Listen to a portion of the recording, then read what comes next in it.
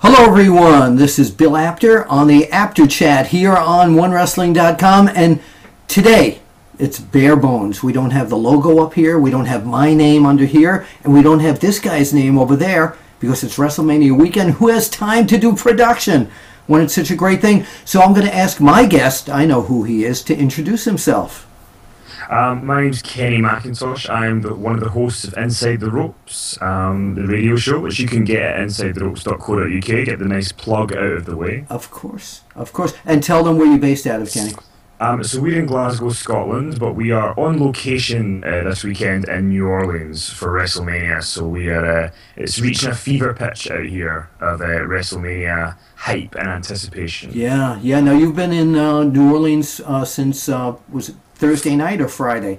Yeah, we've been here since Wednesday, but we saw the JR show on Thursday night, went to Access on Friday, and so wait, let's go piece by piece here. The Jim Ross show, which we ran some photos of a few days ago, his one-man show that was at the House of Blues, and I understand Stone Cold Steve Austin stopped by. Well, he did. Unfortunately, I was at the earlier show, so I didn't get to see Steve Austin. But at the earlier show, we were lucky to get a cameo run-in by Jim Cornette. Oh, that's great. That was fun. And did he have the racket? Did he have the racket with him? He didn't bring the racket. Oh, he left the racket at home. But shocked. If anyone's ever heard Jim Ross tell stories, you'll know that one of his most famous stories is how he had to drive to Shreveport to try and kill the $1 Million Man. Yes. And to hear that story on stage with Jim Cornette, with Jim pretending to be the driver and JR pretending to be Leroy McGurk was very funny to watch. But there was a couple of cameo people in attendance. Charles Robinson from the WWE, he was there. Jim Cornette was there, obviously. Yeah. And then Court Bauer from MLW, he was obviously there helping produce the show. But it was a really, really fun atmosphere, really good vibe. JR was on great form. He was a little less PG than the company that he used to work for. Yeah. But he was very engaging and it wanted to emphasise that he was a fan and that he's one of us and kind of make it an experience that we're all kind of living together. Sure, so it was good. Sure. And then I know you spent several days at Access, which I know you had a great time. We ran some of your photographs. Thank you for sending that. But what I want to talk about is, because I haven't gone on, I was going to do an Apter's Alley this morning talking about the last night's WWE Hall of Fame, but you were there also. I have to tell you, and you know this, I watched it on the network, and I am so glad that not only am I on some of the shows on the network, but I'm so glad that I'm buying the network. It's the best bang for the buck.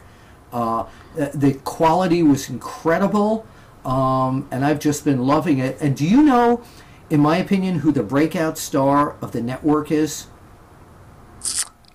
You're not going to say yourself, are you? No, thank you. I do appreciate that. I've been around a long time, but this is a newbie. Renee Young. She is one of two, but Alex Riley has been incredible. Yeah. He's like an ESPN analyst. He's absolutely incredible. Yeah, no, he's really good. I think he's he took the opportunity he was given to move into broadcasting, and he's thriving in it. Whenever he does the backstage pass or the he's great. Shows, he's great. He's really good. And I think because he was a wrestler, he adds a bit of legitimacy to his opinions and his views, and he's wrestled some of the guys on the roster. So yeah, I think it's a good fit for him to be there. And Renee Young, she's kind of. It's a weird thing where, everybody kind of wants Mean Gene Okerlund again, and she's kind of like a modern female young Mean Gene Okerlund because she just gets it. Perfect. She really does. She's incredible. She's absolutely incredible, and she's pretty gorgeous too. Yeah, that helps. She's got a great and off camera, because I've spoken with her many times. She's got a great personality. I mean, she's real. She's real. She seems it. She seems really nice. So let's go over.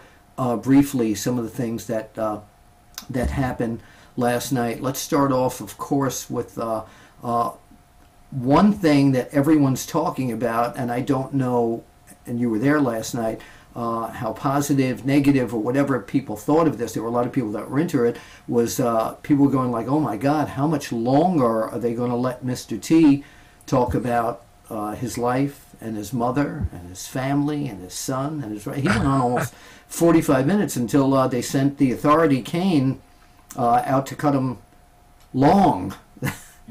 Yeah, it was bizarre because I was sitting in the friends and family section on the floor, and I got to kind of take a look at a lot of the wrestlers' faces when this speech was going on. The thing is, Mr. T came out and he said, "I want to take a couple of minutes." There's the key. Wait, let me interrupt. Minutes. Let me interrupt you for a sec, because I was watching it on the network, and when he walked out and he opened up his folder on the podium and I saw all those pages, I said, "Oh my God." Yeah. Yeah, exactly. But he said, a couple of minutes to talk about my mother, which people were like, yeah, that's fine. Obviously, it's his time to take his moment and say what he wants. But 35 minutes later, people were not as forgiving of his mother. We all love his mother. We are so happy for her. But it was a bit too long. It really was. Well, I looked around at one point at Brodus Clay, who was pimping out a great suit, by the way. But he just had this kind of like, what the hell is this sort of look in his face. And I can't remember the exact verbiage, but he was saying like, I love my mother on Valentine's Day and Independence Day and St. Patrick's Day. Even on Father's Day. Even on Father's Day. Yeah. Well, let's you and I not go too long about this, because people will turn off. By the way, I have that same microphone that I use for some podcasts. That's I wanted people to know that's a microphone. It's not a drink or anything like that. No, not yet. It's only 10 a.m. So we'll get to the one of the people last night that I now hold new respect for is Warrior, formerly Jim Hellwig. When Linda McMahon did such a great job introducing him. She is so classy, and I was so glad that she became the chosen one. When I was on the road, people used to talk about him, that he wasn't a nice guy, and he was this and that, he was sick in the head, etc., and all that. I knew him casually as a hello Bill, hello Warrior, how are you doing? I don't think I ever called him Jim. I called him Ultimate or Warrior. And some business things I talked to him about. But after his speech last night and him saying that the WWE has now hired him as a goodwill ambassador, a new level of respect for this man. What about you? Yeah, it's interesting because he's like over in the UK we have this condiment. Well, not a condiment. It's like a spread thing called Marmite that you put on bread. Oh, marmalade. Marmite. Oh, Marmite. Okay, I'm thinking of something. It's like you either love it or you hate it. And I think that's his thing. He's a polarizing personality, and there's nothing wrong with that. But I think what he did last night was really important. Is that he didn't shy away from any of the stuff. He didn't brush anything under the carpet. He talked about everything. He talked about people saying that he used to blow up in the ring, and he made a joke about it. That's pretty funny. He talked about the self-destruction DVD. He really was very open and honest and raw about everything, and I think that's what endeared people to him, because I spoke to somebody quite close to him a couple of days ago, and I said, the key thing for him in this speech is if he comes out and just tries to do, inspirational quotes for 30 minutes, I just don't know if the fans are going to go for that. But I think what he did instead was a really sort of inspirational speech, because he's a guy that was kind of crapped on a little bit by the company, and he's come back and showed that if you stand by your own principles, that eventually you can still achieve good stuff what you will want come to around. He was very upset about the DVD, of course, that they that he felt was very negative toward him. But we're glad to have him now back, because it's wonderful, and we got to thank Triple H for helping work this deal out as he did with Bruno Sammartino years ago. Let's move on, and I don't want anyone to think we're rushing this, but I have a lot more WrestleMania stuff to post today, and I want to make sure we get this going. Diamond Dallas Page, bless him for what he did for 2 saving the lives, as far as I'm concerned, of Jake Roberts and of Scott Hall as well, because I know how down and low Scott Hall had been going, and the same thing with Jake Roberts. Jake's speech was bittersweet, and the way it was just it was wonderful, and I'm sure it moved the live crowd. Yeah, no, it did. It was.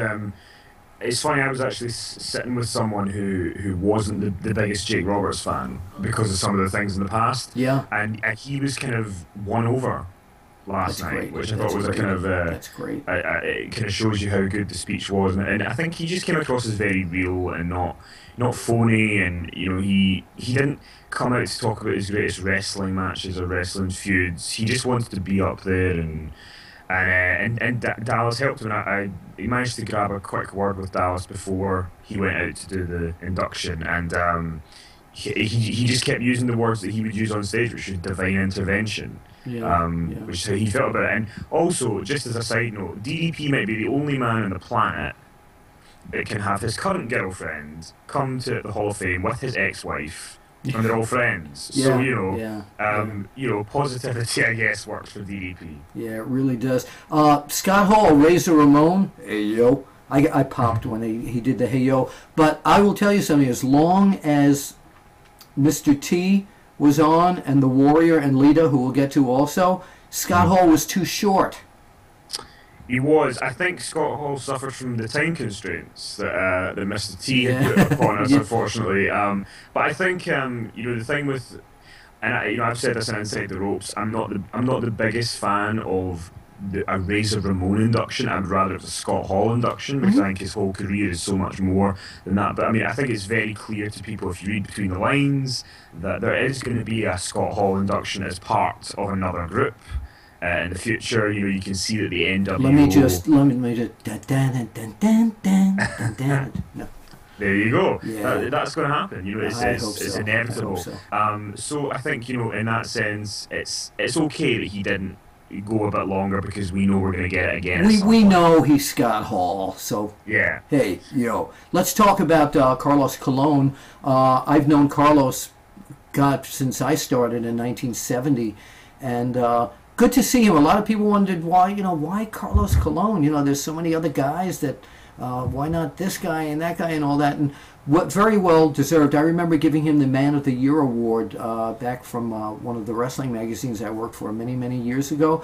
You don't hear about all the charitable work and breaks that he gave to so many people to let them work in Puerto Rico.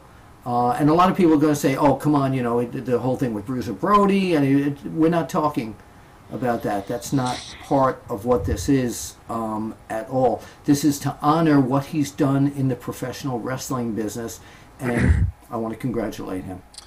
Yeah, no, it's good for him. I'm going to be honest, I never got to follow the stuff that he did, so I'd be lying if I said, I've watched tons of Carlos Colon matches, but, what I would say is, when you think of Puerto Rico, one of the first names that you hear of is Carlos Colon. And his battles against Abdullah the Butcher were like, yeah, exactly. And I think off the charts.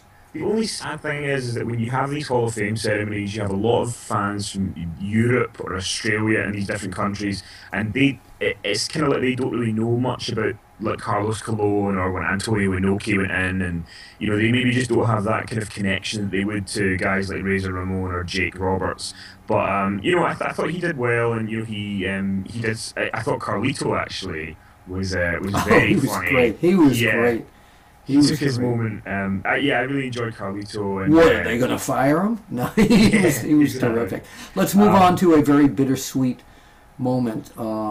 William Paul Bearer Moody's two sons coming out after a great, wonderful speech by Glenn Kane Jacobs about the professional wrestling life of Paul Bearer, and to end it with the Undertaker coming out with the urn and looking at that big canvas picture of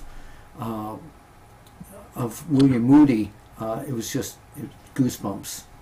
Yeah, I had literal goosebumps when that happened, and I think that was the right move. You know, Undertaker had to come out at that point. It had to, because that was his. So much of his career was intertwined with the Undertaker, Oh, absolutely.